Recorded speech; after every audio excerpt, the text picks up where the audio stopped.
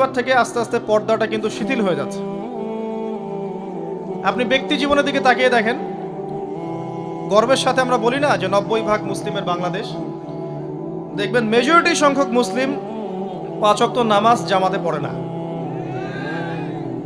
বেশিরভাগ মুসলিম দেখবেন আল কোরআন বিশুদ্ধ করে তেলাওয়াতও করতে পারে না। তো এরপরেও আমরা দাবি করি যে আমরা প্রকৃত মুসলিম, জান্নাত আমাদের জন্য অপেক্ষা করছে। আসলে বাস্তবতা এমন নয়। যারা কোরআন আমরা টুকটাক পড়তে জানি, তাদের মধ্যে কত পার্সেন্ট কোরআনের অর্থ বোঝে? এই আল্লাহ পাকের কিতাব আমার হাতে আছে, এই কিতাবের অর্থ কতজন বোঝে? এটা একটা চ্যালেঞ্জ। যারা কোরআন পড়তে জানি আমরা, তাদের প্রতি চ্যালেঞ্জ, দেখেন তাদের মধ্যে কত পার্সেন্ট মানুষ কোরআনের অর্থ বলতে পারবে। আর অর্থটা যে জানা জরুরি, এই বিষয়টাও আমরা এখন জনগণকে বোঝাতে ব্যর্থ হচ্ছি। কোরআনের অর্থটা যে বোঝাটা জরুরি, এটা বোঝাতেও ব্যর্থ হচ্ছে। কারণ আমরা সবাই প্রত্যেক হরফে 10 নেকি পেতে চাই। কোরআন তেলাওয়াত করলে প্রত্যেক হরফে 10 নেকি হবে, এই তো। তো এই কনসেপ্ট যখন আমার মাথায় ঢুকে গেছে, আমি ওখানে নিজেকে থামিয়ে দিয়েছি।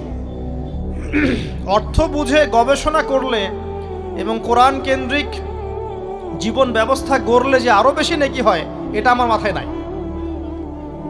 প্রত্যেক হরফে 10 নেকি তো আপনি পাবেন তেলাওয়াত করলে, কিন্তু অর্থ বুঝে এর ভিতরে ঢুকলে, গবেষণা করলে এর মূল স্বাদটা পাওয়া যায়, এটা আমরা বুঝতে পারছি না।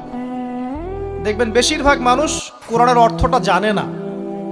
আবার আমরা যারা টুকটাক ভাঙাচুরো অর্থ জানি, তারা আবার দেখবেন কোরআনের সমস্ত আদেশ মেনে চলতে পারছি না এবং কোরআনের সমস্ত নিষেধও বর্জন করতে পারছি না। সমস্যা কিন্তু এখানেও থেকে গেছে। আবার কোরআনের ব্যাখ্যায় আছে হাদিস। তো এই হাদিসকে কেন্দ্র করে কোনো বিভ্রান্তির সুযোগ ছিল না, কিন্তু এখানেও আমরা বিভিন্ন জাল এবং বানোয়াট হাদিসের উপর আমলও শুরু করেছি। হাদিসের নামে এমন অনেক কিছুই চলছে সমাজে, যেগুলোর সাথে